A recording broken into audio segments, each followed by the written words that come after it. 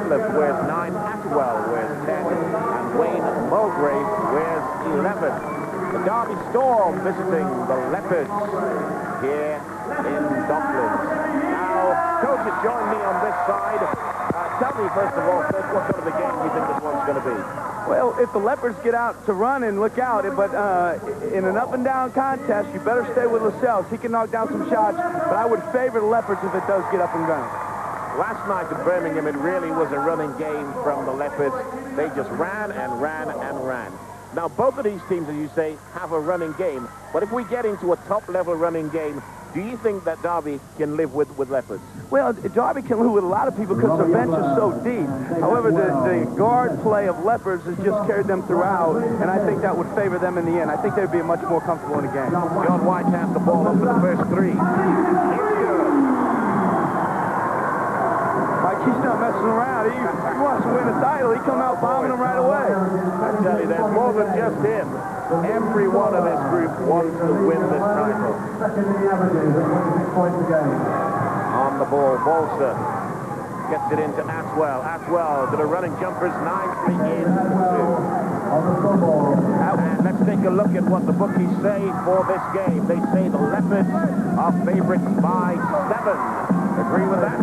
I don't know. Derby's just too dangerous at this time. Like I said earlier, they've just now starting to gel. They could win a lot of games. Unfortunately, it's towards the end of the season, but they could make some damage in the playoffs if they get there. On the ball, Tim Lascelles for 3. In and out. Woo!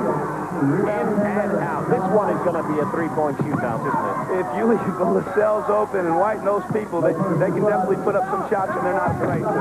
Tough play by Youngblood. Doesn't get the points. Wayne Mulgrave to Lascelles. Lascelles leans in. Bolser doesn't get there. Rebound. Wayne Mulgrave. Mulgrave drives, gets the whistle before the pass. Now we know that the Leopards like to take the 3-pointer. But can I tell you, they've taken 100 fewer than the Derby Storm this season.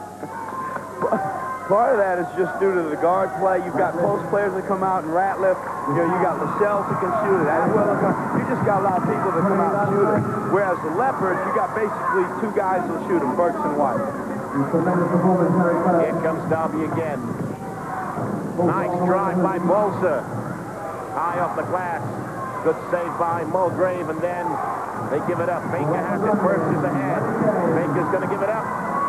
And now this should be 2 points. So Wayne Mulgrave just lays it up for the 2. I'm not so sure Baker wasn't tripped there. I think Billy's a little bit upset with that as well.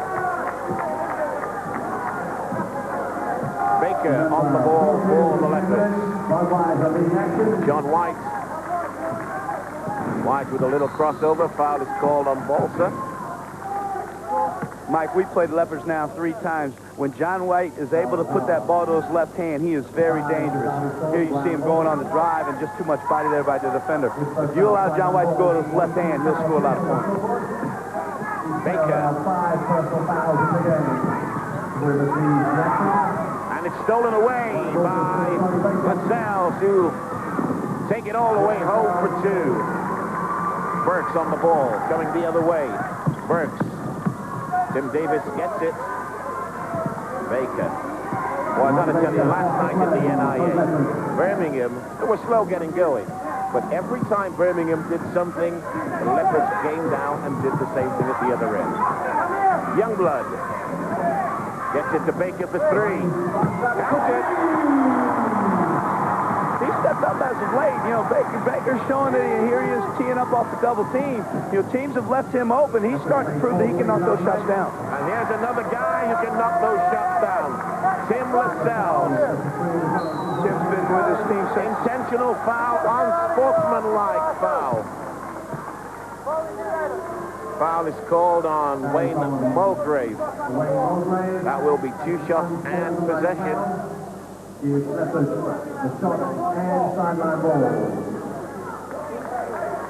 Official Will Jones spotting something very early in the game to see an intentional unsportsmanlike.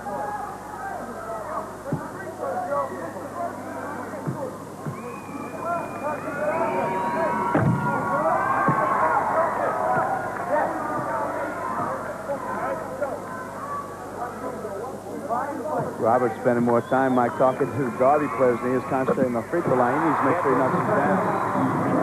Gets the second one.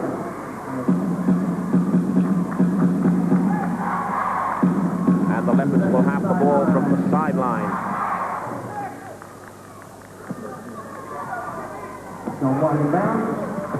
John White using the fight. That's downtown. Oh, Tim Davis. Watch out! Tim Davis down the throat on the miss by John White. First of all, it was just an unbelievable screen by the big house, and he just followed in there and had a nice dunk. Mulgrave goes to the middle. Lascelles doesn't get there. Rebound, Ratliff. Ratliff works inside. Coming in well, gets his own offensive board. And again, and finally gets the whistle. He's working hard in there. He's a nice talent. Unfortunately, he had a bit of a stress fracture in the foot early in the season. As he comes back, he's really helped the Derby Storm. Foul is called on Youngblood. There you see it. Slap with the arm.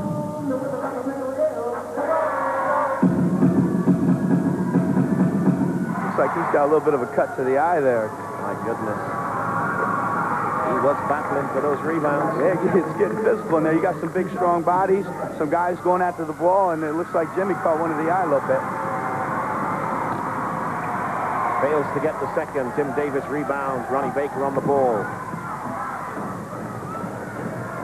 Youngblood on the post against Ratliff. Great move is rejected from behind by Atwell. Mulgrave pushes. Lascelles on the ball. Great ball movement by the Derby Storm. Doesn't come up with any points. And now Burks, 3-on-3. Burks doesn't get the basket. John White shouldn't have touched that. Might have rolled in. Yeah, you got to like the fact that he's running the floor and he's just going after rebounds. Eric Burks, the ball in the open court's a very dangerous man. He can make the feed, and obviously, as we saw here, he can get to the basket. And he can pull up and stick the three. Yeah, he's not afraid to pull him up either, Mike. He just got a lot of talent. Burks on the line for two. Just on the 6 minutes left to play in the first. We are tied at 10 apiece.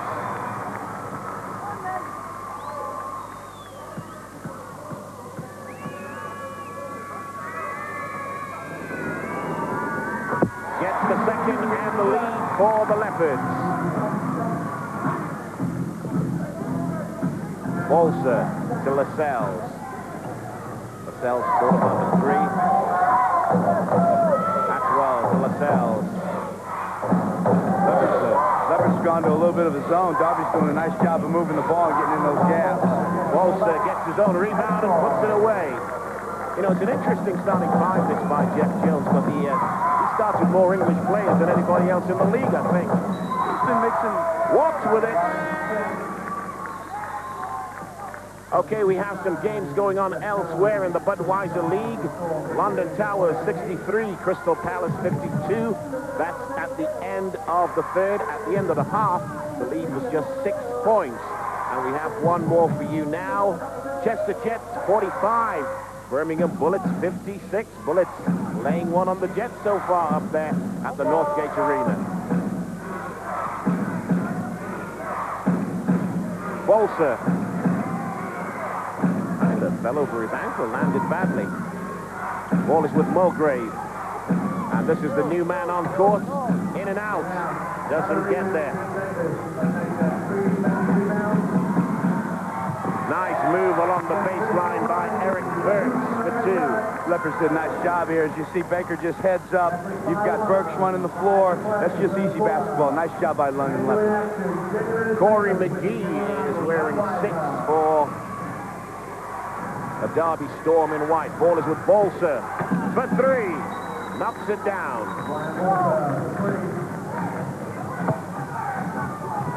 13 points to the Leopards, 12 to the Derby Storm. They stopped the game here because the net was caught up on that shot as they were. Leopards were laying the ball in at the other end. I don't think Billy was excited about stopping the game in that situation. But the whistle didn't go immediately in defense of the officials. No, it was a good call. The rules state you fix the net. It just... Yeah, there's going to be a talking to here between Tim Davis and Atwell.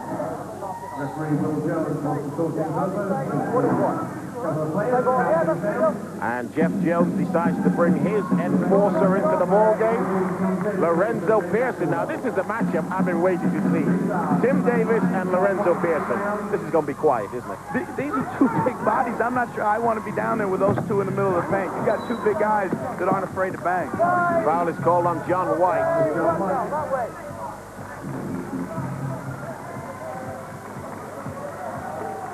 Ball is with the Derby Storm. Corey McGee has the ball for Jeff Jones. Dies. McGee pops it out. Balser. He's in trouble. Does well. Mulgrave. Mulgrave drives. It's taken away by Ronnie Baker. 3-on-2 break. John White has it. Down the point. Now let me ask you this. I mentioned before that Jeff Jones starts with more English players than just about any other coach in the country. Why would he choose to bring his Americans off the bench? Well, partly I think with the Lorenzo situation is you just got a big body that's an explosive player, and I think it really gives them a good, exciting boost off the bench. We played him a week ago, and the game was even. When he came in, he made the game more physical, more powerful, more exciting, gave him a nice boost off the bench, and it cost us a basketball game. Corey McGee getting a nice two off the glass. 2-point ball game, the lead for the... Oh, what a pass by Burks! Oh, Lorenzo Pearson committed the foul. Probably a good foul. Jeff Jones didn't think it was a foul. The Leopards are doing a good job, one of advancing the ball, but here you just see a great cross screen underneath by Davis, freeing up Youngblood for the easy basket. That's Lorenzo Pearson out the Florida area. Yeah? He's used to a little bit warmer area. But I tell you what, he's adjusted well, and he's doing good things for the Derby Storm club. Robert Youngblood on the line. Looking to tie up the ball game. He won't. John Tresvant into the ball game for the first time, and he misses them both. Rebound, who's got the ball? Jump ball is the call. Roberts missed 3 free throws now so far today. Those could prove critical if this game ends up being close down the stretch. The jump's going to be Curtis Robinson, who's just into the ball game, and Ronnie Baker.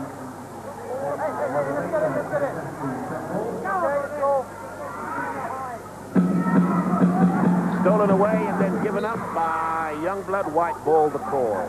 Curtis Robinson has impressed me all season. He's a hard-nosed player that can shoot the 3. He can post up. Just does a lot of dirty work. Mike, I agree with you. I really like him, and I'm impressed by his play.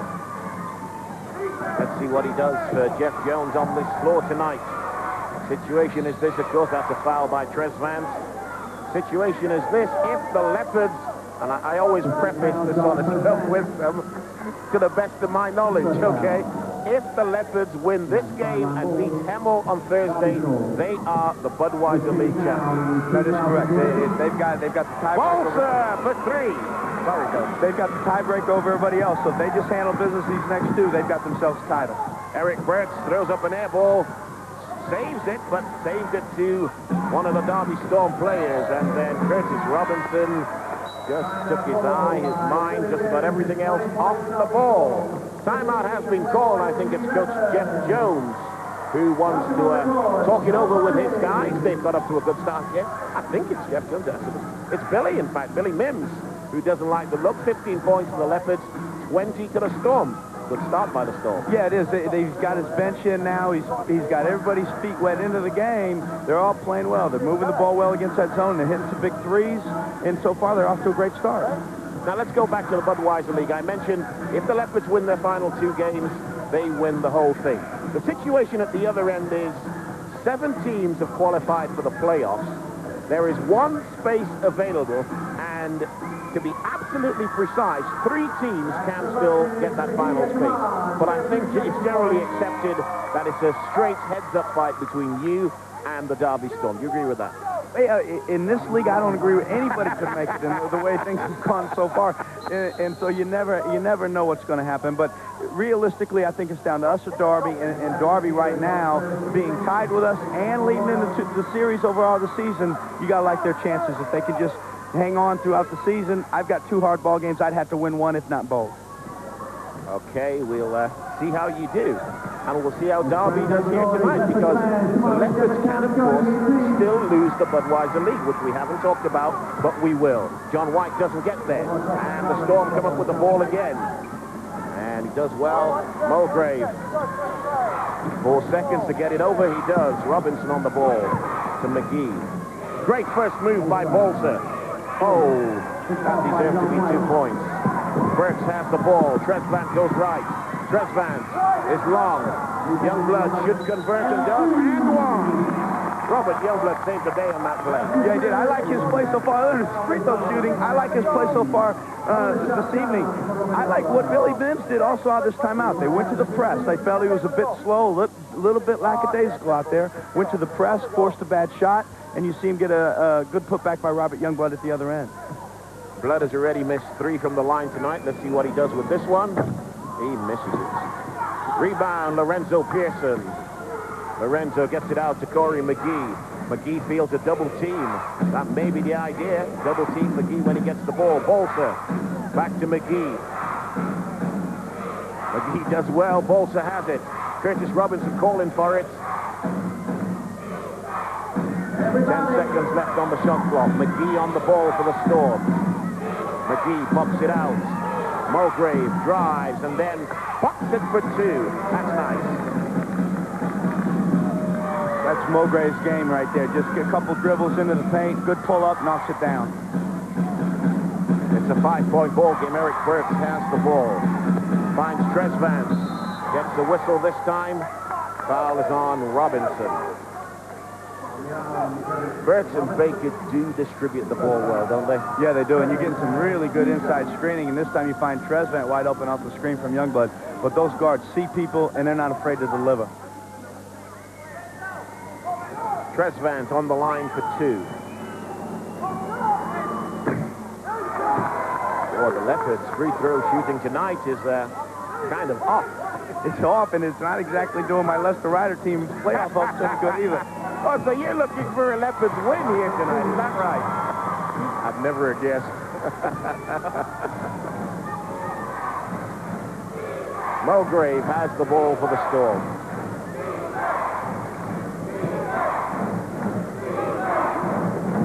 McGee. Oh, McGee could have done with a screen there from Robinson. Baker has it. Tresvant goes left. Oh, the fast break was on. There it is. Tresvant goes to work in the paint. Doesn't get there. Nice looking move, but yeah, it was. They're doing a nice job of pushing the ball. They're just missing some easy shots. Bolzer doesn't get there. No tip jam for Lorenzo, who clears the way. Lorenzo cleared out the defender so that Corey McGee could get to the basket. White looks to go baseline. It's not there. Takes the 3. Is long. Rebound Bolzer.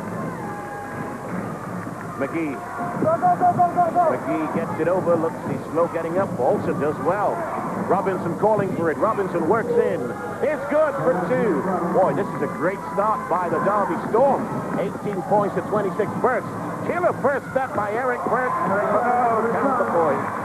The man has talent. He is fun to watch, Mike. When he gets that ball, like we said earlier, in the open court, he is not only exciting, but very dangerous. Everybody! It's down to a 6-point ball game. We're inside the final 10 seconds of the first quarter. Budweiser basketball action live on Sky. They need to get it up. They do. It's long. Great first quarter live from the London Arena. It's 20 points to the hometown Leopards. 26 to the Derby Storm. Join us for the second quarter basketball action right after this.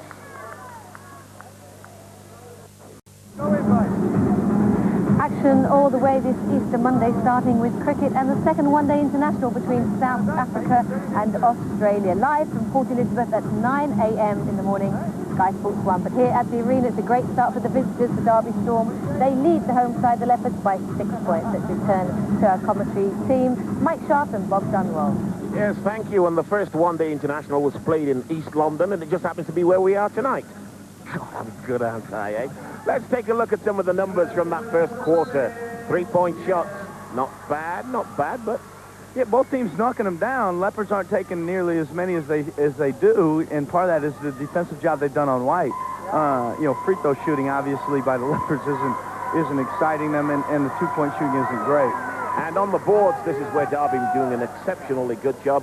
16-10, they lead on the boards. They're active, they're playing physical, they're really doing a good job of just banging inside, especially on that offensive end, and they've got some baskets out of it. Lorenzo Pearson wins the tip, and Corey McGee has the ball. Into the ball game for the first time, Garnett Gale, and a three from Curtis Robinson on the wing. Well, you know, last time we were here last week, and a steal by Garnett Gale. Gale into the middle, gets it back, should convert, he doesn't. Mulgrave, jump ball will be Mulgrave versus Baker. Last time we were here, I think most pundits believed that the Leopards were going to win the game against the Chester Jets. They didn't. You think we're heading for the same thing here tonight? I don't know. Right now, what I see is a lot of heart and a lot of fire out of Jeff's team, and Derby just looking like they really want to make the playoffs. Whereas you've got, the Leopard side just kind of creeping through things, hoping that they're going to get through with a W, as opposed to fighting for one. Curtis Robinson gets there for two. Last 5 points all to Curtis Robinson. It's out to an 11-point ball game. Burks has the ball. He's Tim Davis down low. This is the matchup we were telling you to look out for. Lorenzo Pearson and Tim Davis. This time Tim doesn't take him on. He kicks it back out. Kicks it back out, and Ronnie Baker drains the three. Tim just did a great job of putting that thing on the deck and drawing the double team, kicking it back to Ronnie, and Ronnie's really playing well late in the season as he's knocked down a second three here tonight. I don't know if it's when it started or whether it was continuing, but first time I saw how good he's gotten over this half of the season was at the National Cup final, when he really took control up there, I think. That was a great game, you're right, Mike, and what that Lorenzo Pearson works inside, gets a whistle. Foul is called on Tim Davis. Coming from the end line. As we were saying, though, Mike, I think that game just really gave Ronnie a lot of confidence as he went on. Here you see Lorenzo taking it strong to the hole and banged on the drive. Ronnie had an amazing game in Birmingham last night. Absolutely amazing. He's doing a nice job for Billy in that squad, and it's interesting since he's been with that team. Oh, great pass by Robinson. Garnett Gale couldn't handle it. Mulgrave has it. Robinson will get it back, will he? Corey McGree. Foul is called. I think it's going to be on Trez, is it? Yeah, I think it is. Trezvan doesn't look like he really enjoyed that call. Okay, we have... Here's the foul again there, right across the arm, Trez. Yeah, he went for the steal and got caught. In for... Oh, boy, look at that for a scoreline. Sheffield Sharks. Big, was that a 3 or a 2? Sheffield Sharks 16, Thames Valley Tigers 23. Thames Valley is another team that suddenly has started to play. It's a talented ball club, and it's been talented all year. And just now, with the addition of Jason Seaman, we're going to get a call here, a little bit too physical with John White. But the addition of Jason Seaman inside for that Thames Valley Ball Club has really given them confidence and given them some wins here down the stretch. They were the other team who could, in theory, still make the playoffs. Yeah, they could. They win here tonight. Their chances just really skyrocket. But I tell you, if they were to win, they're in Sheffield. Boy, the Sheffield champions of the championship go out of the window. It is Tim Davis on the ball to John White. White works inside, leans in, gorgeous move, doesn't get the points. And Robinson comes up with the ball. Robinson goes left, protects the ball well. Corey McGee. McGee runs into a brick wall, gets it to Robinson. Will put it up for three. Count the three. Curtis Robinson is hot tonight. Corey McGee did a nice job of setting him up. And the turnover. Sorry. Go on, Coach. Corey did just a great job of getting in that gap, drawing the double team. He's setting up those shooters. They're knocking them down. You've got a fired up Derby club right now. Billy Mimms has seen enough. Wants to talk it over again. Takes his second timeout. That's early and a half for a second timeout. Yeah, it is. I think he's sprayed a little bit of complacency. Let's hear what he has to say down at this timeout. Who the hell got Curtis Robinson? Then get your ass out there. Hey, I could have hit that shot. Hey, I don't care what defense we play. If we quit, we're going to get beat. We don't look like we have a chance in hell to win a title today. You just don't look like you want it bad enough. We got no intensity, and we are still making bad decisions. Guys, I know all year long that we've been a great one-on-one team, but we've also been a great executing team. When we execute, we get great shots. But we've run the 9, we've got foul, and we've got layups. Okay? Let's go down. Let's try to go inside. Let's go a couple of 7X's. Okay, listen here, Coach. All week long, we've been talking, just about everybody's been talking about the championship decider being Birmingham v. Leopards. Birmingham lose that ball game. The Leopards win. Do you think mentally they think they've won this championship already and really they're not thinking about this game? Well, I don't know if it's not thinking about it, but anytime you go into a big ball game and it's an emotional high or emotional low, it's tough to go and wind it back up the next night, regardless of who you're playing. I think that's what's going on with this Leopards ball club right now. And as I mentioned earlier, last night's ball game was played at an amazing tempo. Doesn't get there. Burks with the ball. Tresvant goes right. It's off the foot. 23 points to 37. Robert Youngblood, we're told, hasn't trained for a while, suffering from flu. Did seem to have a very good job last night. In fact, after the game, he told me about the flu. He said, Robert, you ought to get flu more often. On the ball. Youngblood leans in, doesn't get there. Davis with the rebound, puts it away. Boy, Davis went for that rebound with attitude. Yeah, he listened to Billy Mimms had to say during that timeout about desire, and he just went after that rebound and made sure they got those 2 points. We have a result from the London Towers. They do it against their crosstown rivals, Crystal Palace. Crystal Palace losing their final game of the season to the London Towers, 91 points to 74. McGee walks with it, I think. Yeah. Here it is again. Picks the ball up. And there you see, move the pivot foot. Yeah, it was a nice move until he shuffled that foot. As he did have that angle to the baseline, he just forced it with the wrong foot. Great strip by Garnet Gale.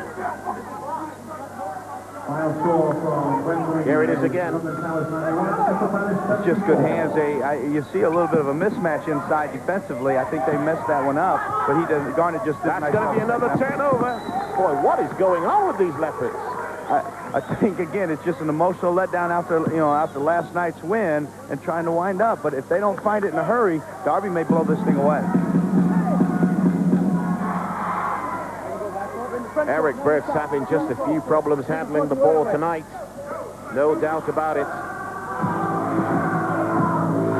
Rory McGee on the ball for the Storm.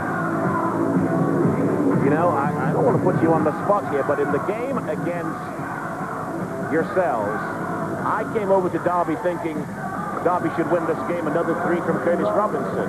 I thought, Leicester should win the game. And I thought Derby did a tremendous job.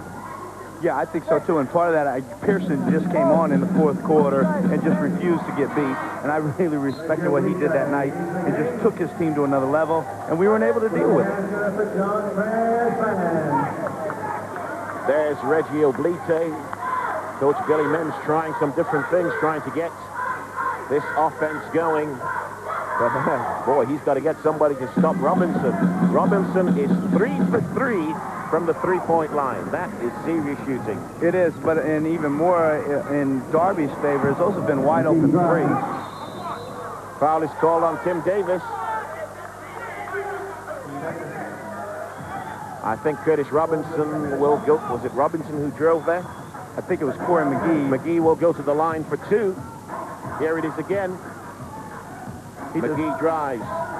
He's got a quick first step. He's lefty that can just get in and penetrate, likes to set people up. But if they don't double team as they did here, you see him going right to the hole for the score. It's a 15-point ball game. McGee makes these. Boy, we could be out to 17. Woo! Perhaps the Leopards just want to, carry on the comeback kid stuff, There's Jeff Jones. Looking down the barrel of that playoff shotgun. Gets them both. 17-point ball game. Burks on the ball.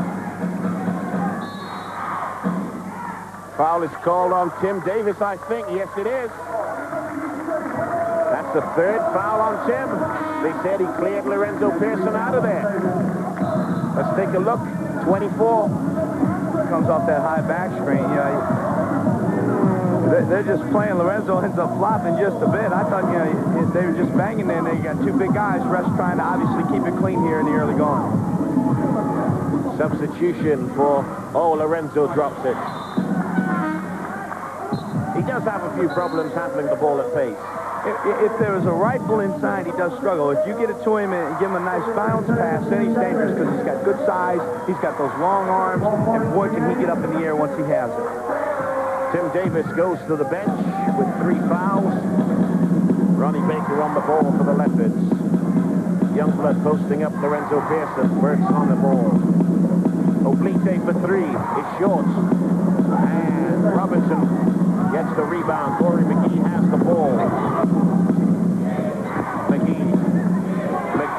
Gorgeous play. Corey McGee and the steal. McGee has it back. Round the back, Robinson. Robinson says, let's slow down, set something up. Lorenzo Pearson was screaming for the ball. Yeah, he was, but I think in the end of the day, that's a good heads-up play. If they can move the ball, wind it a little bit this clock, and get another good inside shot. Here's Lorenzo Pearson. Lorenzo turn around off the glass, doesn't get there. Youngblood pulls it in, and Burks on the ball. Burks to John White, puts it up for 3. Doesn't get there. And again, Curtis Robinson. Boy, Robinson has had an effect since he stepped onto the court. Yeah, hey, he dropped the first pass as he was dribbling up court, and since then he's just done everything right. He's knocked down 3s, he's hustled some for loose balls, and then you see him pick up a nice defensive rebound. McGee for 3 is kind of way off. Jeff Jones has seen enough. Wasn't happy with that shot at all. Wants to talk. I don't know why McGee would do that. They seem to be setting up for a nice play. He's a younger player, a rookie. He's excited about what's going on, and he just felt, maybe he felt it. He hit a couple shots, made some great passes. In the end, it wasn't a good decision. He missed a shot. Let's go down here what Coach Jeff Jones is saying to his guys. This is a reality check. You understand me? This is a reality check. Last night, against a piss-poor team, you're up 21 with 10 minutes to go, and you almost blew it. Right now, you're up against a team that's in first place.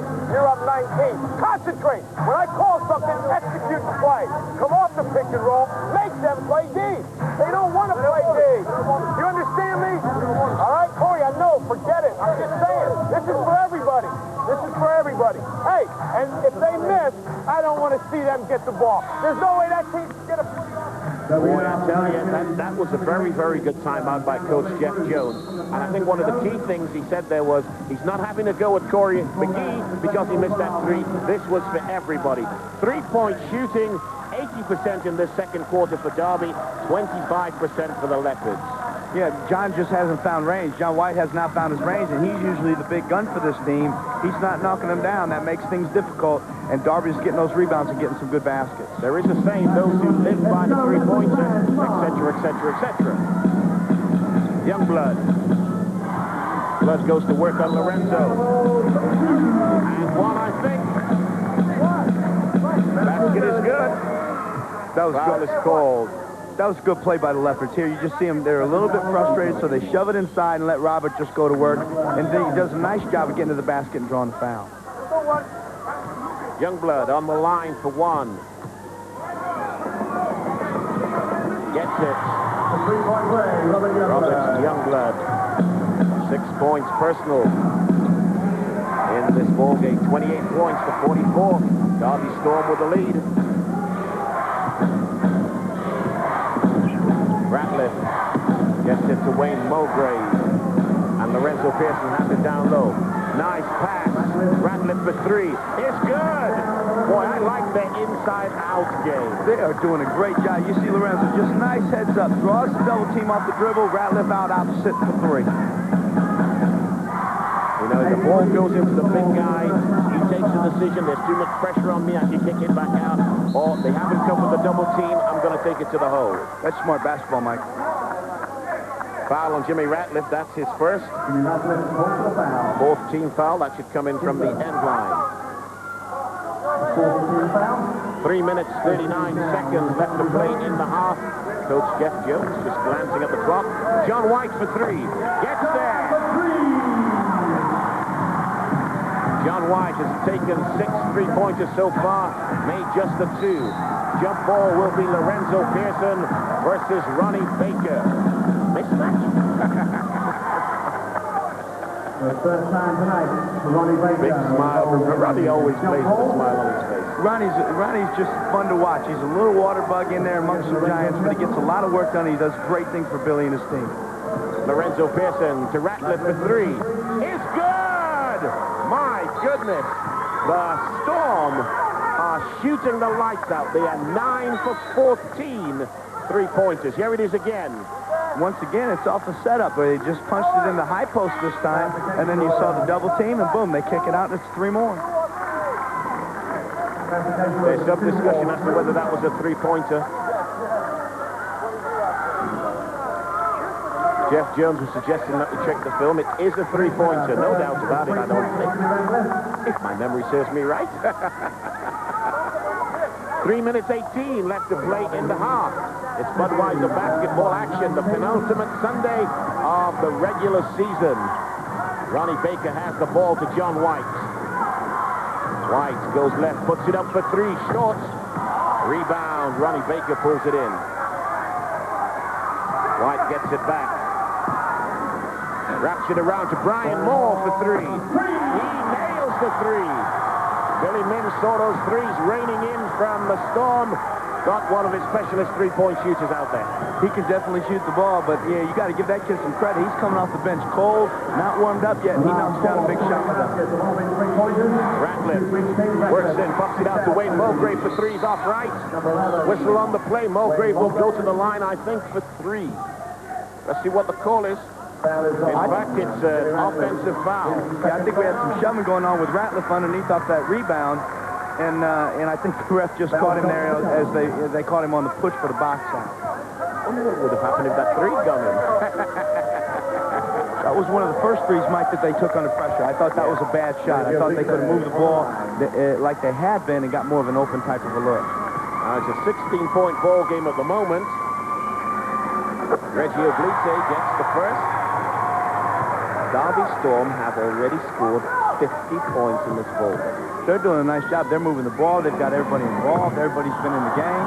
They're just playing really good basketball here. Wayne Mulgrave on the ball for the Storm. Coach Jeff Jones calling for them to move the ball around. And Lorenzo Pearson throws it away. John White on the ball. Somebody get on him. Baker. Reggie strips. Good hands. Mulgrave with a nice bounce pass. Basket is good for Corey McGee. Corey was looking for a whistle as well. Didn't get it. Yeah, you see, it was that nice. cross-court pass. Sorry, Coach. That cross-court pass was actually meant for John White last time down. Reggie Oblite picked it out of the air, and John White gave him an awful look. John wants the ball. There's no doubt about that. John has always been more comfortable with basketball in his hand. Youngblood doesn't get there. Curtis Robinson again. This time it's a 3-on-2 break. And Jimmy Ratliff slows it down, makes sure his guards get up.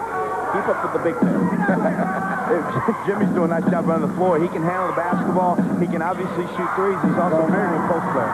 Boy, Lorenzo Pearson turns over another one. Foul is called on Wayne Mulgrave. Foul by number 11, Wayne Mulgrave. Second down, Wayne. Foul. Let's take another look. Let's see. What you got is Ronnie just going 100 miles an hour, and you got to like that action. He moved that foot. He moved that foot. That was a good call. That should be an unsportsmanlike foul, never mind anything else. I thought the foot was planted and Ronnie kind of hit it, you know. Ronnie, you were tripped. First one is good. That's definitely one way to slow him down, isn't it, Mike? That's definitely one way to slow the man down. 36 points to 52. 1 minute 21 left to play in the half. Ronnie Baker knocks them both down. McGee has the ball. And they're showing a little bit more pressure on D. Lorenzo Pearson again gets the ball. He's turned it over last 2 times up.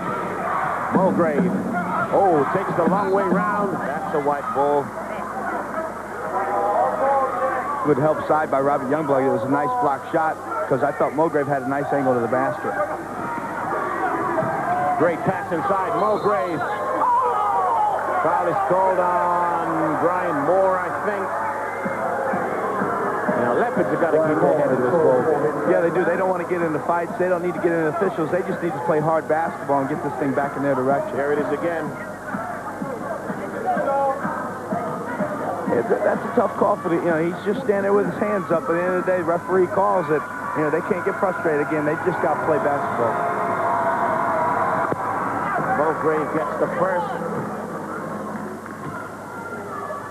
37-53. Boy, Jeff Jones has got to be happy with this. I know Bob Dogwell's got to hate this, but free throw shooting, Derby 83%.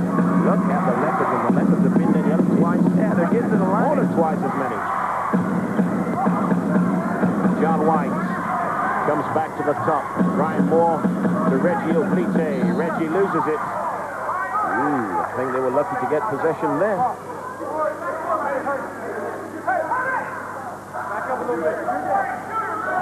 12 seconds on the shot clock. Baker on the ball. Watch out for the three. Is good.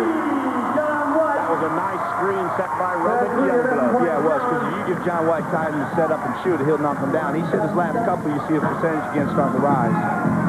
We're down to a 14-point ball game inside the final 30 of the first half. There is something like a 3-second differential. Corey McGee just holding for the last shot, what he hopes will be the last shot. Dribbles round the back. They get it back out to Pearson. Pearson gives it up. Who's got the ball? Ronnie saves it. John White for three. Doesn't get there. Shot clock will expire. Brian Moore gets it off. Let's see. Let's see what the officials decide. No basket is the call. No basket is the call. No basket is the call. No basket. No basket. I don't think there's any doubt what Will Jones is saying. There it is, a 14-point ball game. 40 to the hometown Leopards, but it's the Derby Storm in the lead with 54. Well, are we about to see a repeat of last week's defeat on home soil, or can the comeback kids make a much-needed comeback? We talked to our guest, Bob Dunwald, after the break. Join us then. All right, ladies. Tuesday at 8:30. Real TV UK with Melanie Sykes. Incidents, accidents, and adventures caught on camera. Before I could do anything, it ran right over my truck. Stranger things have happened. Incredible pictures and the stories behind them. Oh, my God! The bullet lodged inside the camera. Ordinary people and extraordinary footage. I just happened to be in the right place at the right time. That was really something. Real TV UK, Tuesday at 8:30, following Police Stop on Sky 1. This man convinced over 100,000 of you to part with your money. £500 million has already passed through his company's accounts. He promised to help you avoid paying tax. He promised not to take any commission. And with no salesman and low charges, he's done exactly what he promised. He is the chairman of Virgin Direct. There's still time to take out a Virgin Direct PEP before the April the 5th deadline. Call us now on 0345 959595.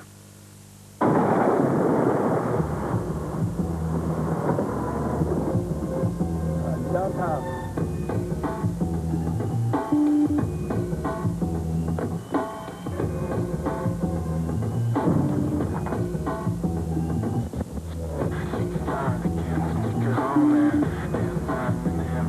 Let's turn it around.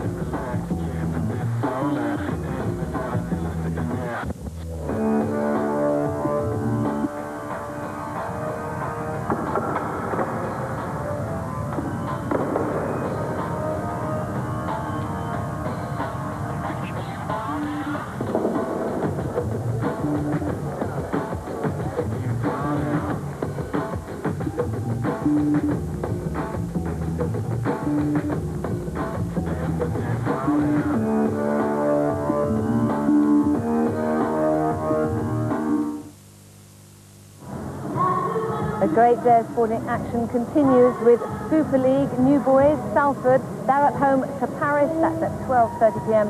on Sky Sports 1. But here at the arena, well, it's a position the Leopards will not want to be in. They are 14 points down at the moment, and I'm now rejoined by our guest, Bob Dunwald. Well, I mean, it's not making your life very easy, is it, in the playoff situation, I hate to say. I got Thames Valley leading Sheffield. I got Derby beating Leopards. I'm just setting my flight home right now, the way this thing is going. Don't worry, that will be on time. But they really came to play tonight, have they not? Yeah, you got to give them some credit. Not only do they come to play, but they're just executing and playing smart basketball, moving it around, getting some open shots and knocking them down. But also, we've noticed Leopards are making mistakes. They've missed layups. They're certainly not sinking the three-pointers.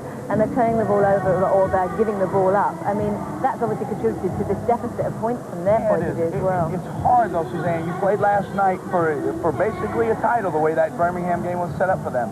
They got through it, and now they're on a bit of an emotional low. It's going to be hard to wind this thing up. It'll be a struggle for them to get through this tonight. Well, you did say, didn't you, before the programme, that you thought Derby may well do this. But let's take a look at the match facts then, Bob. For the three-pointers, I mean, it only really came, well, John White opened it with the three-pointers and was very quiet, wasn't he? He was quiet early. Obviously, he hit his last, I think, 2 or 3, which got the percentage back in their favor. Derby's getting really good open looks, and that's why they're able to shoot 60% from three-point range. And, of course, the free throws were just not dropping for Youngblood at all. Yeah, free throws is as mental as anything, and that just shows what we talked about. Leopards just aren't into this basketball game. Okay, and then a look at the board. Well, we thought it would be a pretty defensive game. That's not too bad, pretty even. But offensively, they looked like they were the stronger, certainly in the first half.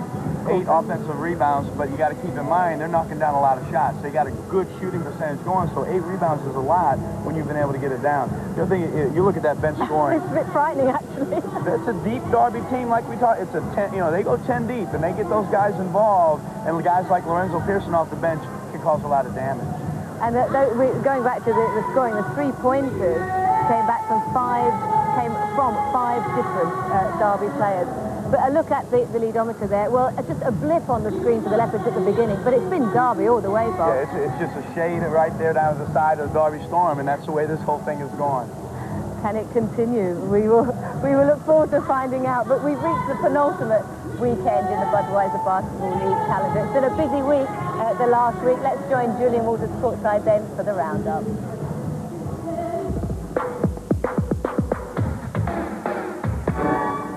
We'll start by checking on Wednesday's matches. Manchester 82, London 81. The Towers' title chances ended by this overtime defeat. Newcastle 81, Birmingham 84. The Bullets getting a vital win in overtime. Leicester 79, Worthing 77. Leon McGee leading the way with 23. And Palace 81, Thames Valley 95. An 18-point run in the final quarter for the Tigers doing the trick. On Thursday night, Thames Valley kept alive their slim playoff hopes with a 15-point win over Leicester. A technical for Leicester coach Bob Donyward late in the third quarter gave the Tigers 3 extra points. A three-pointer off the repossession put the Tigers 11 points clear and out of reach of a depleted Leicester side. Confirmation of the score, Thames Valley 108, Leicester 93. On Saturday, Leicester entertained defending champions the London Towers with some successful offense. London were well in control in the second half. Leicester closed the gap to 3, but the Towers bounced back from their crushing midweek defeat. These are Saturday's results. Derby 98, Worthing 91, a crucial win in Derby's chase for a playoff place. Leicester 102, London Towers 105. Leicester's playoff hopes hit in this points festival. Birmingham 94, Leopards 101. The big one brought the best out of Eric Burks. He scored 28 points. Hemel and Watford 88, Newcastle 111, 32 points to a 30 from Michael New. And Thames Valley 88, Chester 96. And in today's games at the half here in Docklands, Leopards 40, Derby Storm 54 after a blistering first half. The Towers have beaten Crystal Palace 91-74. At the end of the third, it's Chester 64, Birmingham 76. And what about this one? Sheffield 37, Thames Valley 40. That is at the half, and that could have a great bearing on how the title race goes. It certainly can, and let's look ahead then to our final week of league action. On Wednesday, Manchester could be the team to spoil any chance Sheffield have for the league title. They are 1-1 in the head-to-head at the moment, and they face each other on Wednesday at Manchester. And Thames Valley Tigers, well, it looks as though they may have been in with a chance of that last playoff position, but their loss to Chester last night looks to have sealed that fate on that one. But they face London Towers on Wednesday. Then Thursday, just one game on Thursday, of course. That's the last league game of the season for Leopards. They need a win tonight and on Thursday against Hemel to clinch, of course, the title. Then on Saturday, will Derby play a crucial game when they take on Sheffield. They are having their own battles, we said earlier, with Leicester for that final playoff position. And talking of Leicester, they play host to the Bullets for their final league meeting. Bullets already taken the series by winning the first 2 games.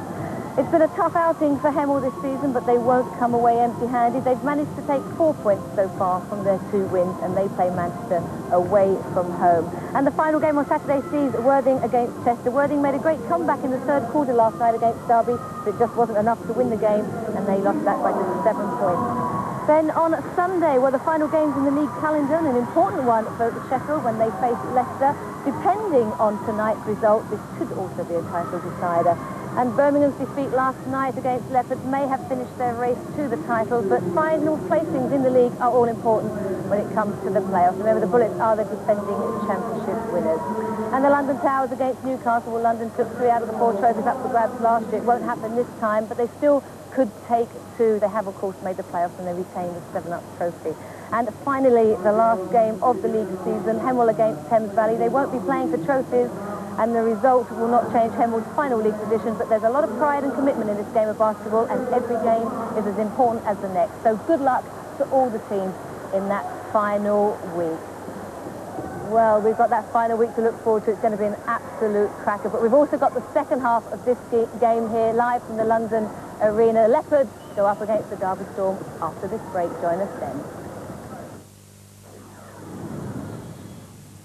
Clear? Thursday's drama at 10 on Sky 1. No call. Let's pull it together, Rashawn. They face life and death crisis every day. I'm very sorry. But sometimes it's their personal lives that are the casualties of their profession. Do you think I'm attractive? Your husband tracked me down, stuck a gun in my face, and pulled the trigger. You understand that, Beth? A new series of Chicago Hope. Thursday at 10 on Sky 1.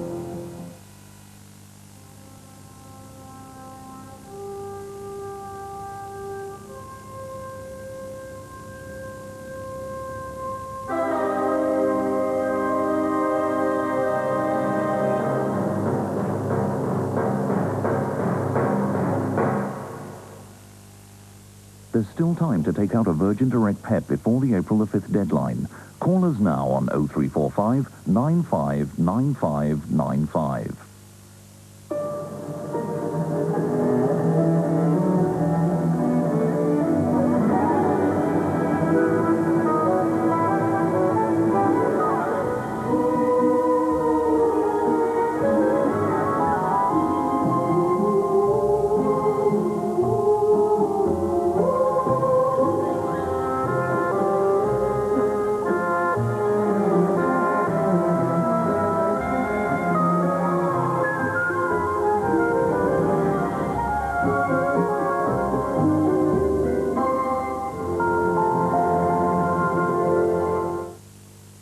FX Performer from Wilkinson Sword. A razor that combines 3 different parts which flex to follow your individual features. For a close shave that's now so comfortable, shaving becomes a pleasure. The FX Performer from Wilkinson Sword. For more live action over the Easter, on Monday it's snooker and day 3 of the British Open. You can see coverage of the afternoon and evening sessions live from Plymouth. That's at 3 p.m. and 8:30 p.m. on Sky Sports 1. But meanwhile, back here at the London Arena, 14 points separate these 2 teams, all in favour of the visitors' derby. Let's go straight back to our commentators then, Bob Dunwald and Mike Sharp. Thanks again, Suzanne. And yes, boy, I tell you, these Leopards, they are kind of snookered at the moment. There's no doubt about it. They were down, of course, 19 against the London Towers in the game that was live on Sky. They came back to win that one. Eric Burks opens up the scoring in this half, so this is no big thing. Well, I don't know about not being a big thing. I tell you what, Eric Burks takes the night to the whole year. But they won't die. They'll eventually make their run at it, and it'll just be interesting to see how Derby handles it once they do. Ratliff works inside. Oh, what a play! What a play by the Derby Storm! That was gorgeous. Jimmy Ratliff found the man going through the middle. It's an and one. He just does a nice job. Penetrates, draws the defender, and you see him, Atwell, take it to the hole strong. Woo! Atwell on the line, trying to turn this into a big three-point play. He doesn't. Ronnie Baker on the ball, 42 points to 56. 14-point ball game. Burks pops out, gets the ball.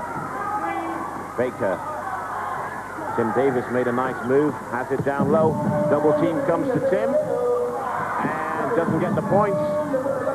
Burks gets it inside to Tim now, and Blood for two, jams it down. The weak side help came, and Blood was left all on his own. This is the first time they've done a job on that box and one where they've gotten it in the high post, and pitched to that weak side block for an easy score. Nice drive by Balsa for two. Lays it up off the glass with the left hand. They just got some guys stepping up here tonight, Mike. Balsa just takes it really strong to the hole. He's got the angle, and he lays it in. John White for three, rings it, it's out. Now, on the ball, Wayne Mulgrave.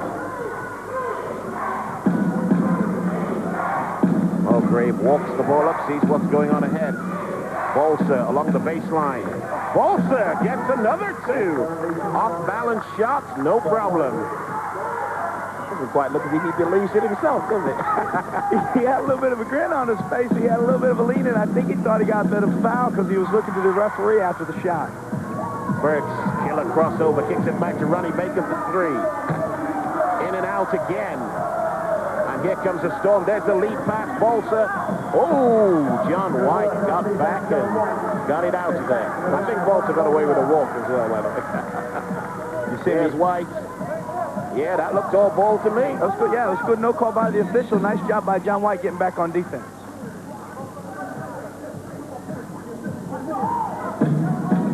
Atwell to McGee.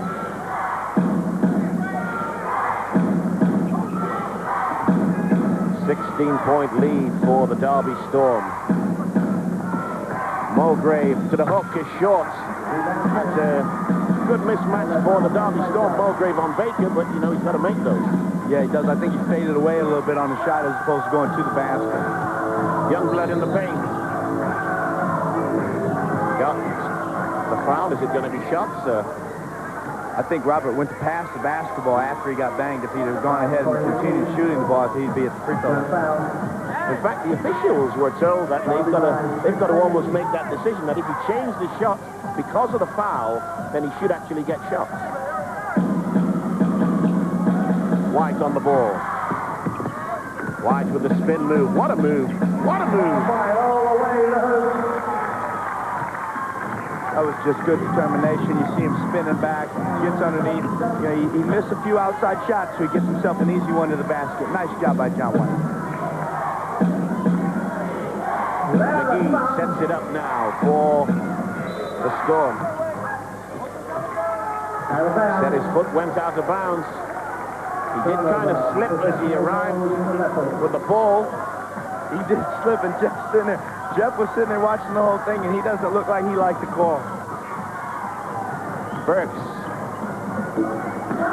Baker. Back to Burks. This time they go down low to Youngblood. Young count the two. Count the two. Now we're down to a 12-point ball game. Leopards doing a nice, really much better job of getting it in and getting some easy baskets, trying to get some confidence going. Ratliff feeds Mulgrave. The double team comes. Atwell for two. Is good.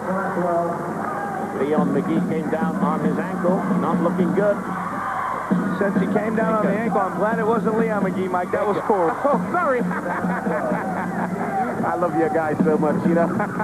There's Corey McGee, gets the 2. Still moving kind of slow on that ankle. I think he's going to be substituted. Robinson's going to come in. So I said Leon, did I? As many times as my guys get injured, though, I don't blame you. All these guys are the same name, my goodness. Now we got another Robinson on the court. Youngblood. Tough D that time. Didn't force the turnover. You got to be strong with the ball. Those double teams are coming quickly inside. They've got to be strong with the ball, much like Darby's doing, of drawing it, getting it out, and getting it to the open man. You know, I have to say, I thought early in the season we were playing some good defense in the Budweiser League. But boy, the defense has gone up a notch. Rejected that time. And who's got the ball? Bolser. Bolser, nice change of pace. Baker comes away with it. Youngblood goes right. Baker pulls up, uses the glass. It's good for 2. Nice decision by Ronnie Baker. They backed off him the whole way, and he was able to just step it up and knock it down. Really good heads-up play, and really smart to use the glass as he's running into the basket. Ball is with Mulgrave.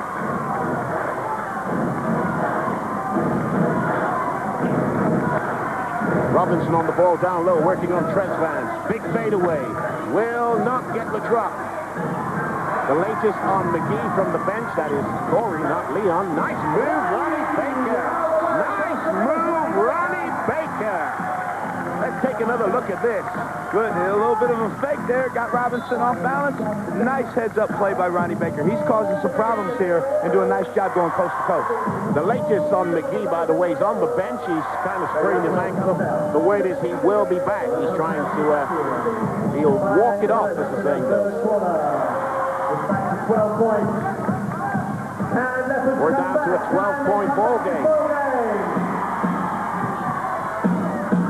Bolser works into the middle of the court. Boy, they came for him.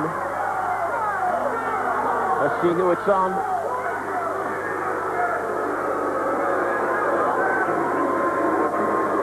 I think that's on John White. That's foul number 3 on John White.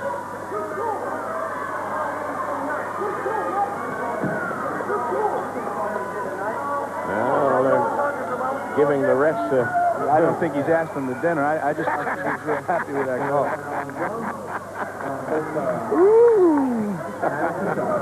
52-64. Bolser on the line for 2. Just under 5 minutes left to play in the third. We're back out to a 13-point ball game.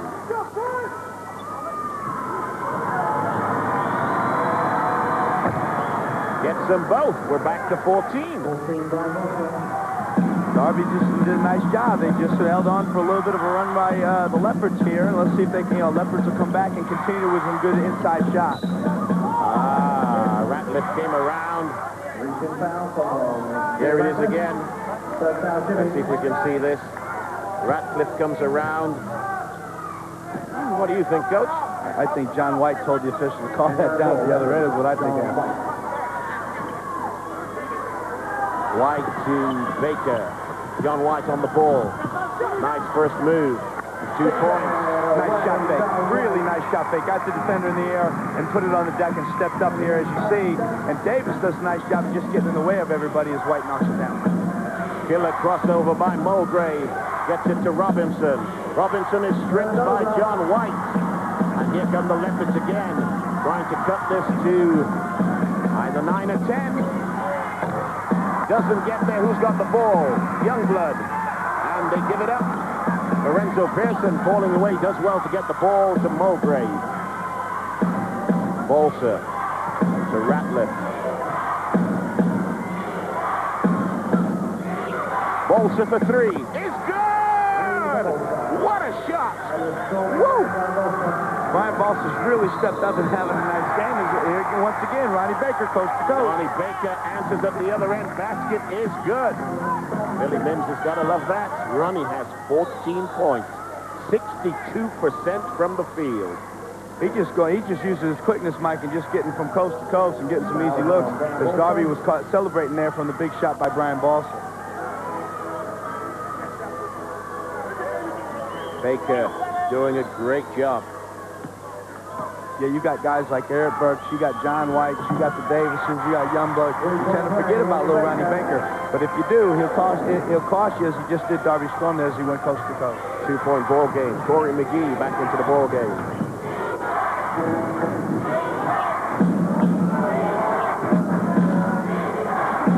Pearson finds Robinson in the paint. Kicks it out to Bolsa. Gets it. And I've got to tell you, Bolsa and Atwell have all but 2, I think, of the points in this second half. They're doing just a great job. One, they're moving the ball well, but those guys have got the guts to step up and make big shots. And, you know, when we say, some people say it even now, you know, there aren't enough English players coming through. Jeff Jones is proving it different. Yeah, you know, I don't necessarily agree with that comment. You've got guys that are playing in this game here tonight that are English and doing a nice job. Ronnie Baker's won first half.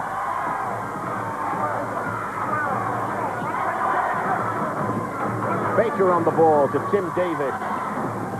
Tresvant fakes the pass. John White has it. Will go up for 3. Will go to the line for 3. Boy, this one's changed around a little. Yeah, it is. And once again, John White, by that one drill of that left hand, really gives him a setup. And Corey McGee's 4th foul puts a bind on that Darby Storm offense. John White will have the shot. 3 minutes 11 is that? Jeff Jones brings in Left to play. Corey McGee comes out on 16. McGee goes out. Garnet Gale comes into the ball game. Did a good job when he was first out there in the first half. Yeah, you got a veteran. He's been around the league. He knows how to win basketball games. And, you know, this really helps the Darby Storm being able to bring in players like this off their bench. White has 1. Still 2 to come.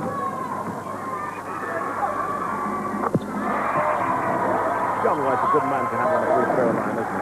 Yeah, he can knock him down. I've seen him do this time and time again. He's not bothered when he gets the free throw line. Gets all 3. Down to an 11-point game. 18, John White, 3 from 3. 11-point lead. Coming down on 3 minutes, 5 seconds left to play in the third. Garnet Gale has the ball. John White in his face. Gale sends his guys away. Gets it to Lorenzo Pearson. Oh, Lorenzo with another turnover. John White has the ball long. Ronnie keeps it alive. Ronnie to Trez. I think that was a foul. I didn't think Ronnie just did a nice job scrapping for that ball, penetrate through the defender, and then was able to pitch it off to the open Tresvant. John Tresvant to the line. Good shot. Brian Bolsa has a third. There it is again. Took him on the arm. One of the keys with that was making sure he didn't get the shot off. Yeah, well, it was, in the end, a smart play because he's going to force Tresvant to the free throw line as opposed to giving up the open layup. Let me ask you a question. This has just come to me, by the way. Rebound by Robinson. If Sheffield were to lose today, and Leopards were to win, they have the championship, wouldn't they? Here today. There are so many scenarios, Mike. I got no idea. Somebody check that for us, please. But yeah, and Mike, as we discuss all the certain scenarios, the one thing that is true. Pearson throws it away. As we discuss again all the scenarios and who can win and what will happen, one thing is true. It's been a great year in Budweiser basketball. No doubt about it. Your first year, did you enjoy it? I have enjoyed it, and I hope it's not over. I'm really struggling here with the Leopards down. I'm hoping they come back and enlighten my chances to get to the playoffs. Baker.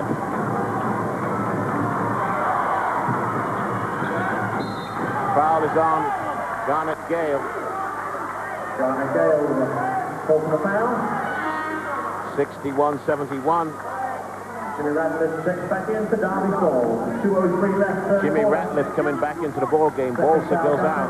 Brian Bolsa comes out. We're going to see this thing go under double digits here if White can make these free throws, and I think that'll be the first time since a long time for this Leopards club to get the deficit down into single digits. It's down to 9. 100% from the free throw line tonight, John White. And it continues 5 for 5 from the line. Already has 20 points. It's under 10. We got 8-point lead. know this is where you coaches earn your money. Pearson kicks it back. Gale. Nice move, Garnet Gale. Right action. Baker pushes. Tim Davis doesn't get the drop. Tresman with the putback. You know something we hadn't noticed? Eric Burks. No, he has not been on the court. He's had, the last couple weeks a bit of a sore hamstring. I don't know if he's resting, nursing, or just not into this ballgame. Maybe he's just tired, boy. Boy, he ran last night, I'll tell you that. Ratliff, Pearson, great pass, Pearson, and whistle on the play. Garnet Gale will go to the line. Foul is called on 23, Robert Youngblood. 65-73, this could pull it back out to 10. Here it is again. And he goes up strong as both guys going to block the shot. He gets him on that off arm, but Garner's got that thing extended as well. That's a close call by the official. Gale gets the first.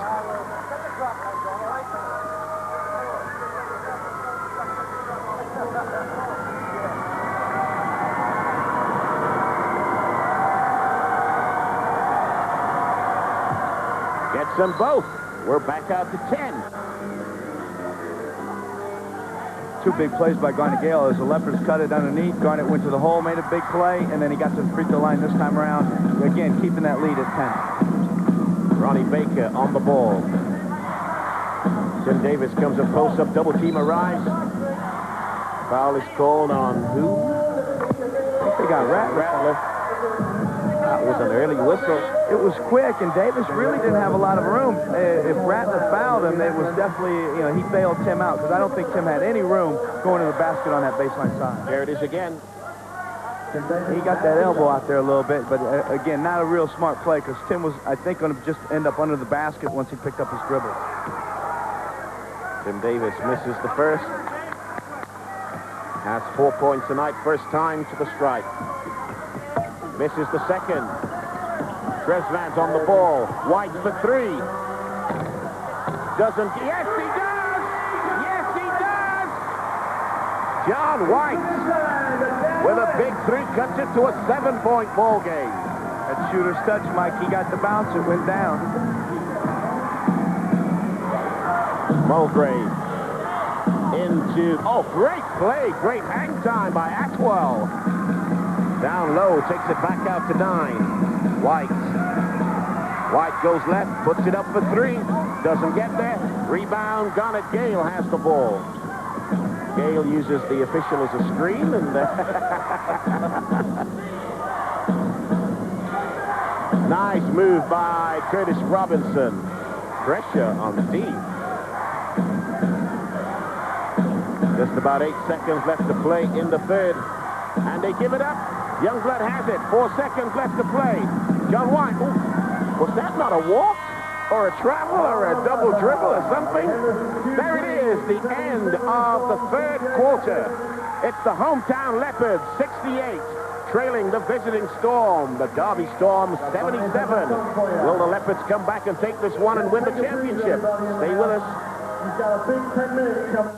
Live football coverage on Easter Monday when Crewe still in the running for an automatic promotion place from Division 2 play Preston. That's 5:30 p.m.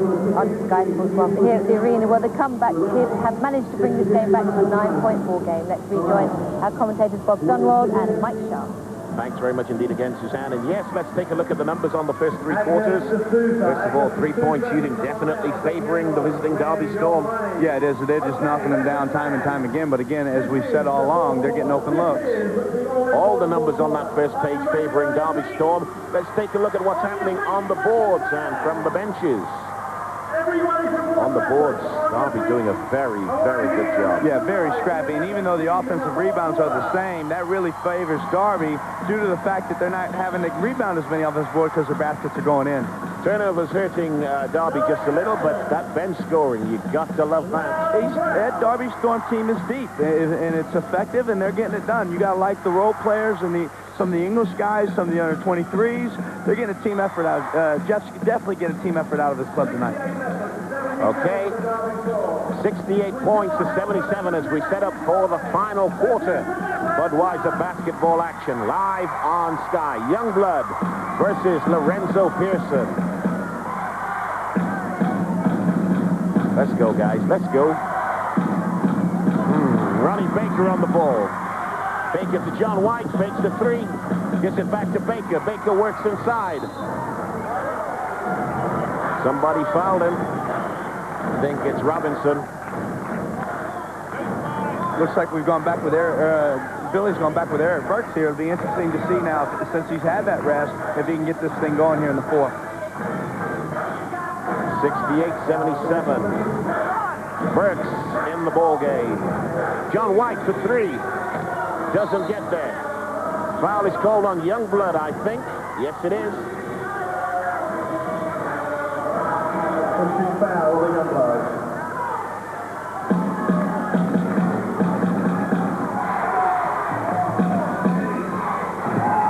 Let's take a look at some foul trouble. 4 apiece for Ratliff and McGee. Bolsa has 3 apiece for Davis, Youngblood, and White. Lots of whistles out here today, Coach. Yeah, it is. They've kept it clean. I think the officials done a nice job, though. It's been consistent all night. Lorenzo Pearson trains the 15-footer. That was nice. He's not known for that, but he does have a nice touch, and that was a good shot. Burks doesn't get there. Lorenzo. Oh, stepped on the line, I think. Good hustle. Ball to coming from the end line. It's back to 11 points. John White. White works all the way around. Oh! Garnet Gale has it. Now, how that isn't a foul with John White running across him there, I do not understand. But Burks has the ball to Baker. Baker. Oh! Youngblood was out of court when he received that ball. Now, I don't know whether we got a replay on that, but that is a fact. I saw it. There's Baker on the ball. Youngblood, we don't see it there, but Youngblood was out of court when he received that ball. I don't mind a no call there, Mike. Not that I'm rooting for the Leopards or anything, but I don't mind a no call. Sheffield Sharks lead it by 2. The good news just keeps getting better for you, doesn't it, Coach? 58-56 at the end of the third. Foul is called on Youngblood, I think. Yes, it is. Make that 4 on Robert Youngblood. That's going to hurt the Leopards at this stage with 8.5 to go. Roberts bringing a lot of energy at both ends, and it's going to affect them if they've got to take him out right now. Billy's got an interesting decision if he's going to leave him on and just take the chance that he's not going to foul out. Garnet Gale is out of the ball game. Brian Bolsa comes back. Bolsa has 19 points in this game.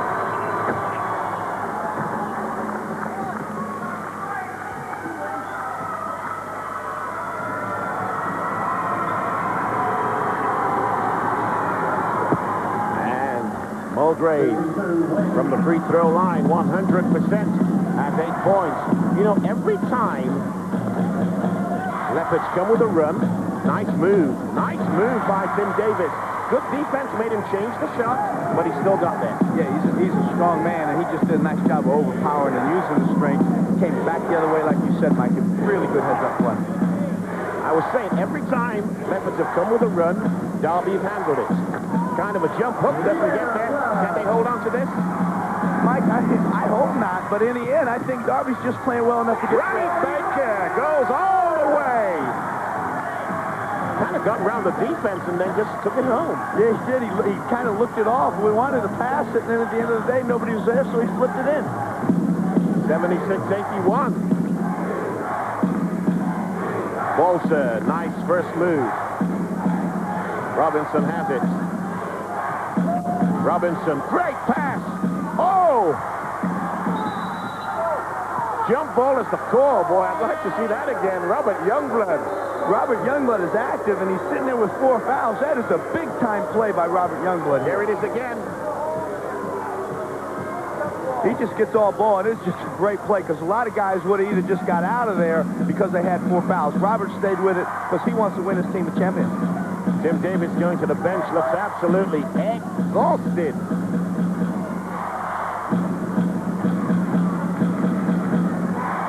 John White, contested jump ball. Referees just telling the players to calm down. Billy Mimms looking on from the sideline. This is the big time for Billy. He has one trophy. He's only looking for 2 more this season, he says. Mulgrave gets it to Robinson for 3. Doesn't get there. Lorenzo Pearson tried to put it back in one action. He didn't.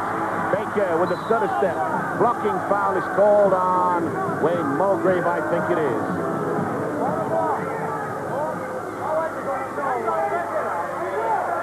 Ronnie Baker, once again, he's created. I really like the way he's played tonight, Mike. We keep repeating ourselves, but he's just doing a nice job of taking the ball up court and causing some interesting things to happen.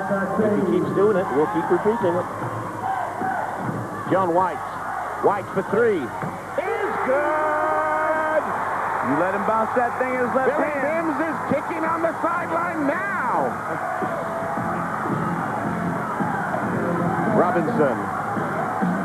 Robinson gets it back out for the long 2. Atwell is good.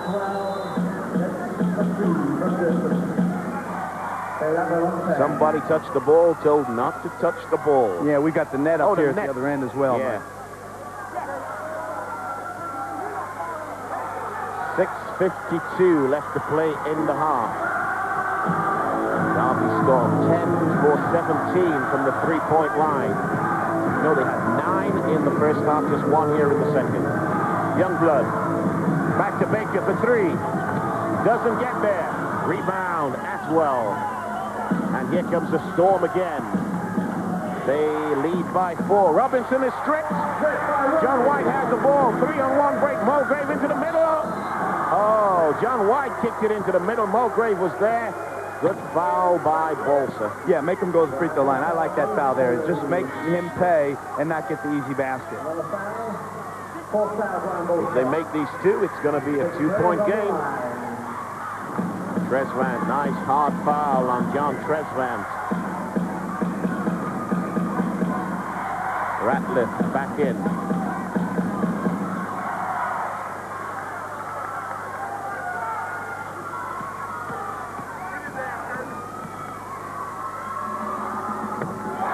Tresvant cuts it to 3. This one's a long way from over, isn't it? There's a lot of time. 6:24 is a lot of time in basketball. Derby's been playing well. If they can continue to move the ball and get open shots, they can hold on, but they can't get tight. They've got to stay with it. Tresvant gets them both. We're down to 2 points in this ball game. 81-82. I think it's getting too much ability over there, son. Ratliff. Foul is called on Tresvant. That's his 3rd, I think. Foul situation's building up.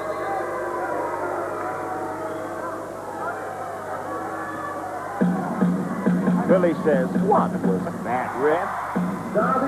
There is the foul situation. I don't think we want to be going to overtime in this game. But if it does, that may favor Derby Storm. You've got an exhausted Leopards team, and you've got a much deeper Derby Storm team. 6 minutes 12 left to play in the ball game. Mulgrave on the ball. Faced up by Ronnie Baker. Mulgrave goes to work, kicks it out. Down low, Robinson has it.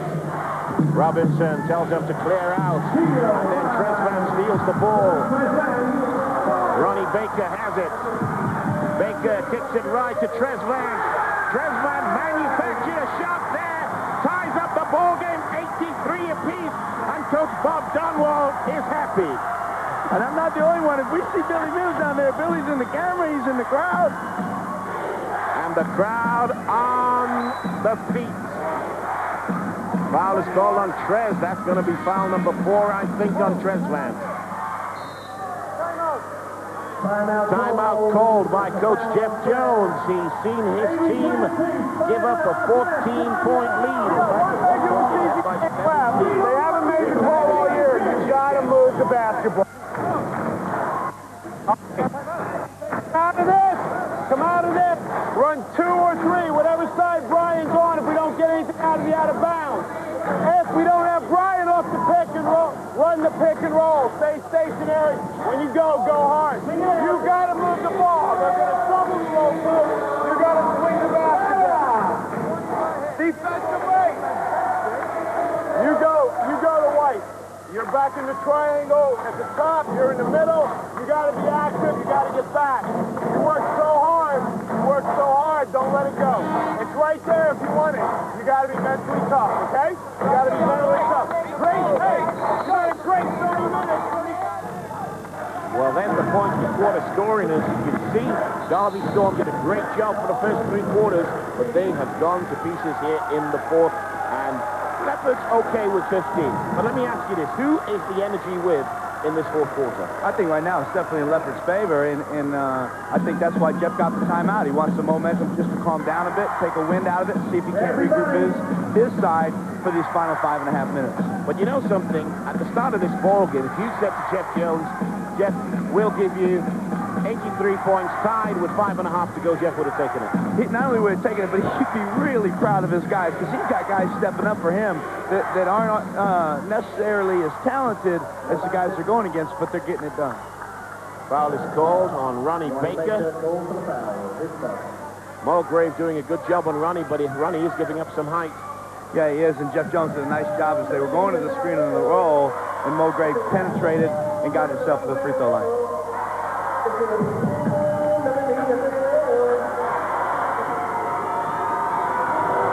Mulgrave gets the first.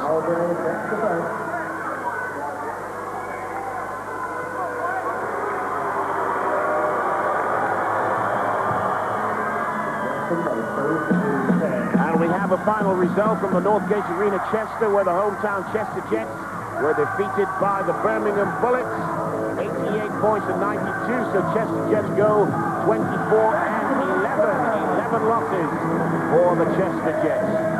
85 points apiece in this ball game. 4 minutes, 50 seconds left to play in regulation. Mulgrave keeps the ball. Robinson. Oh, great no-look pass by Robinson. Ratliff couldn't handle it. It was a nice look. Ratliff wide open underneath. But the other thing the Leopards done is they've really picked up the quickness on their defensive rotation. Killer crossover. What a strip by Lorenzo Pearson. Oh, what a great phase of play that was. Baker works in and pops back out. John White's going up for 2. Doesn't get there. Lorenzo with the ball. Let's get the noise going again. Come on. Mulgrave. We're still tied at 85. Bolsa. Robinson goes to work. High off the glass. Doesn't get there. Rebound John White. White to Burks. Burks again with a killer crossover. Offensive foul called on Eric Burks. Nice. The second. Nice job by Brian Balser. He's stepping it up both ends of the floor, and that's a big-time defensive play here as you see him just move his feet, hang in there, and take a charge. The ball will not be shot because Derby Storm did not have possession. In fact, better than that for Leopards, they had possession. We're kind of stuck on 85 all here for a few minutes. Mulgrave gets a high screen from Robinson. Mulgrave doesn't use Robinson. Does now. Lorenzo Pearson can't handle it. Ronnie Baker. Baker looking to go coast to coast. Turns around, uses Youngblood as a screen. Comes the other way. John White going up for 3. Is off. Rebound. Ratliff. Walser for 3. Doesn't get there. Black ball is the call. Yeah, Mike, we're still sitting here at 85. We're getting some up and down movement from both teams, but nobody's really able to stick down the jump shots. Ronnie Baker looks to coach Billy Mimms to see what he wants. Billy says that run the clock. Yeah, it looks like a little bit of motion is what he wants. He wants some movement out of his guys through this zone. Burks. Tresvant has it. Tresvant, nice first move. Finger roll, doesn't get there. John gets it back. Still doesn't get there. Robinson has the ball. 4-on-2 break. Robinson with a change of direction. No good. Tresvant shouting for the ball. He has it. Will get the 2. The lead for the Leopards. Billy Mimms is happy. 2.5 to go, though, Mike. And Darby, that's just a lot of time. They just got to stay on, stay strong mentally if they're going to close this thing back out. You know, 2 weeks ago, I think it was. No, it might even have been last week. Lorenzo Pearson. Oh! Referee says before the shot. That could have been an and 1. That could be 5 on Trez. Trez has gone from the ball game. Last week, London Towers beat Derby Storm. Towers got out of there with a 1-point win. We know the Storm can play close ball games. The thing is, can they play and win? Tresvant is gone. Tim Davis back in.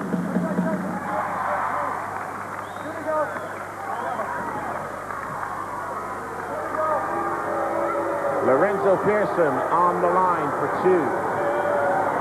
Not the best free throw shooter in the Budweiser League, I don't think.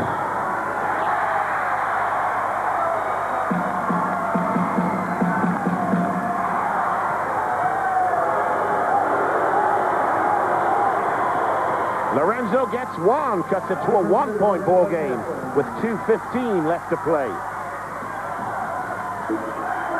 Baker. Billy once again calling for some movement. He wants that ball in. He wants some movement from his guards up top, and he wants a lot of action down here on the offensive end. Youngblood, big play. Roberts Youngblood down low. Remember, at 8 minutes to go, Billy Mimms had to make a decision. He left Robert Youngblood in with his 4 fouls, and that really has paid off for the Leopards. Corey McGee to Ratliff. McGee, Storm it down 3. Ratliff for the long 2. Is good. Looked at it, waited up, took the 2, drained it. Nice move by Jimmy Ratliff. Game on the line. He stepped up and just hit a big shot from about 15 feet. It's a 1-point ball game, 89-88. Boy, do we pick him or what? Do we pick him or what? 1 minute, 19 seconds. It's back with Youngblood. Blood again going to work. Gets it back. Blood to Burks. Gets there for 2. You know, you let Eric come at you that close, forget it. Yeah, it was a good decision by Eric, because he was open at about 17 when he caught it, saw the gap that he could get in a little bit closer and made sure he had the basket. Ratliff. The Bolsa. Mulgrave passed up on the 3. Whoa! That is 5 on Youngblood. Is that 5 on Youngblood? Yes, it is. He is gone. Billy Mimms wants a timeout, wants to talk it over, set something up. 91 points to 88 when we come back from the timeout.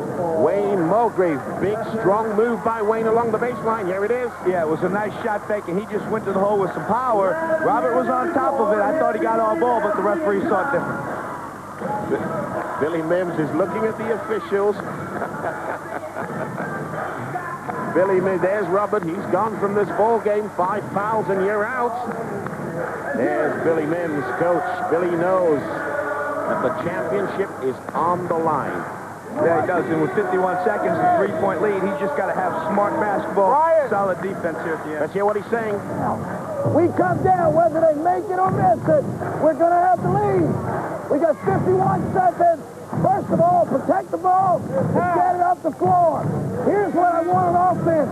13, John White. You play the foul line. All right? Tim, you're on the baseline.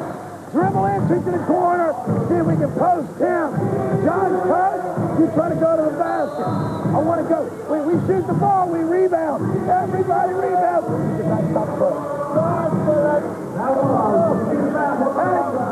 That's some bad news to Billy Mimms. Wayne Mulgrave is 100% from the free throw line. 6 for 6 tonight. If he makes these 2, Leopards are up 1. What do you do? Just like Billy said, get the ball across half court, watch for any type of press, be strong. He put in a little offensive play, and then he wants everybody going to the boards, and then some solid defense to finish it up. Something Billy should have said. They got to go for 2 for 1 here. 51 seconds. If his offense takes more than 21 seconds, Storm have the ball finally. Yeah, that's one way of looking at it. Just depends on your philosophy going down the stretch. He may prefer just to wind it down and put pressure on Darby as they'll look at the clock. It just depends on your thinking there, Mike. Mulgrave gets the first, 7 for 7. This is a big free throw. And he gets it, 100%. Tim Davis gives it up to Ronnie Baker. 1 point lead, 47 on the clock. Burks.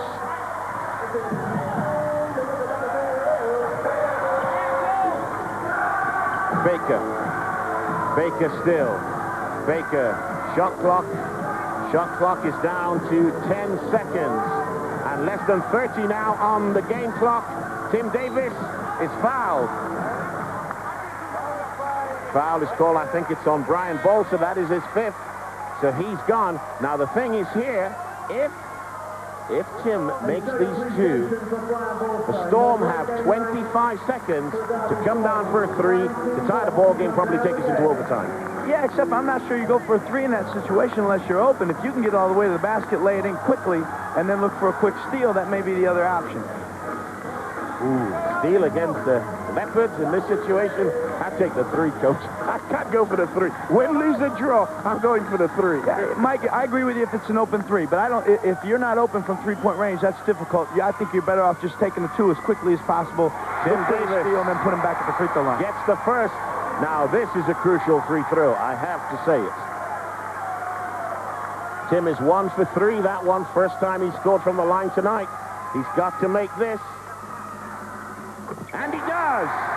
3-point ball game, 25 seconds left to play. Billy Mimms on the ball. I tell you, we got a great scenario coming at you. It's the one I mentioned earlier. We've been on the computers. If the Leopards win tonight, Mulgrave on the ball for 3. Throws up an air ball. I think that's going to be all she wrote. 6 seconds left to play. 6 seconds left to play. Billy calls a timeout. The situation is this. If the Leopards win this and Sheffield lose today, then the Leopards will win the championship right here today. Now, Sheffield were losing. Were they leading last time we were there? I think it was a 2 points in it. Which way was it? I can't remember. It was close. It was close. Now, if the Leopards hold on and win, and should Sheffield lose, and we're keeping an eye on that game, we'll have the results as soon as we can. The end of the third quarter, Sheffield led 58-56 against Thames Valley. So it was a 2-point ball game for the Sheffield Sharks. If they were to hold on, then this thing goes down to Sheffield v Manchester on Wednesday, Leopards v Hemel on Thursday. It's complicated. It is complicated in the end, Mike.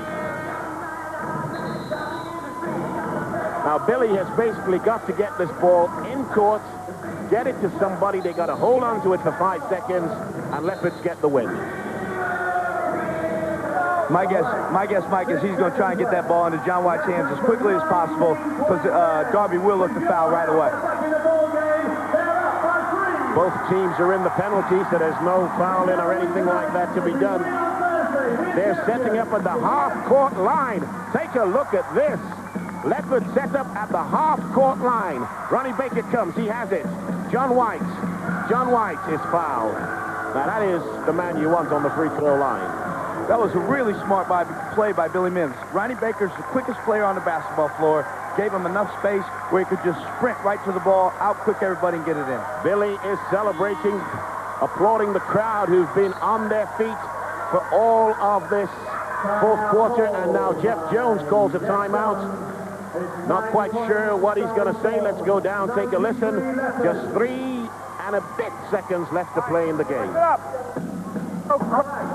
Lorenzo, turn the clock. Give me in. Everybody. All right, Lorenzo, give me in. 7 yards going. Corey, right there, on the free throw mission. Make, step, pick, come back. Look for Wayne right there. As soon as you get it, one dribble, look for your shot. Corey, as soon as you get it, turn, one dribble, look for your shot. You guys get off the board. If it misses the first, the second one, try and tip it off. Grab it, tip it towards the head.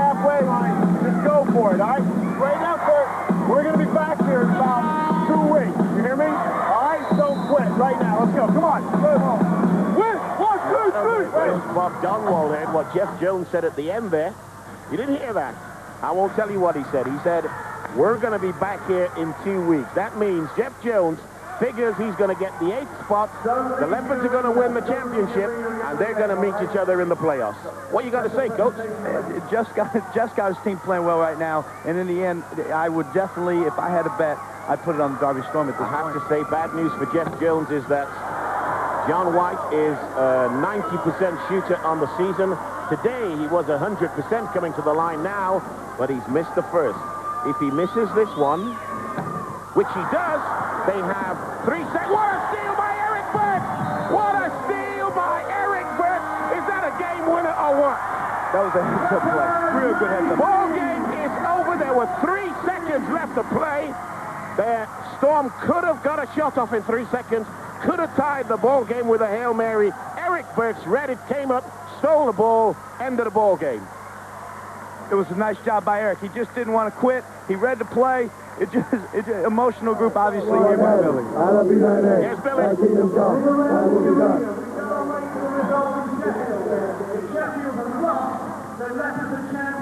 Billy Mimms, the Lord's Prayer.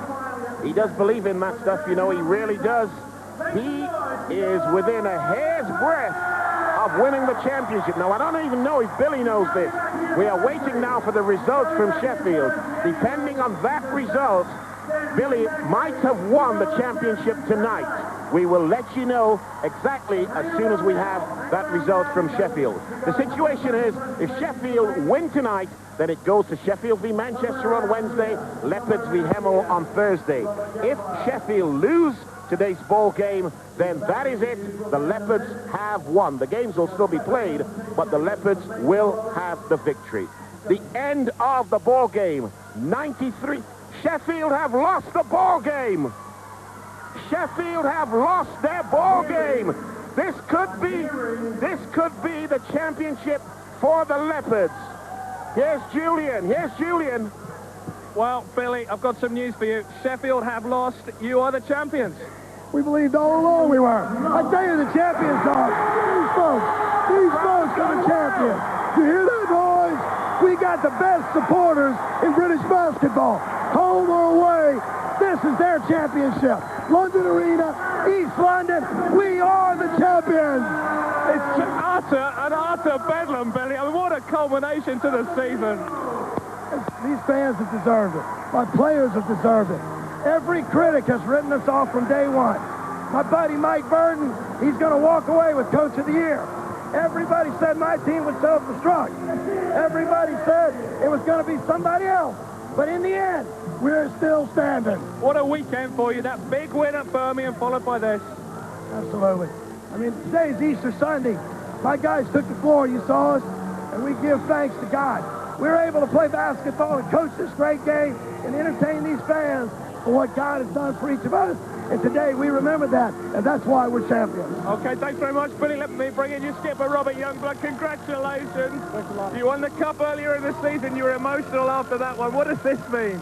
Well, this just means a great deal. First of all, I just want to give thanks to God who gave us the strength and power to come out here and win it. And last year when I left this country, I told you that I was going to come back because the job wasn't finished. And now we're going to talk 2 out of 3, and I think the job is almost done now.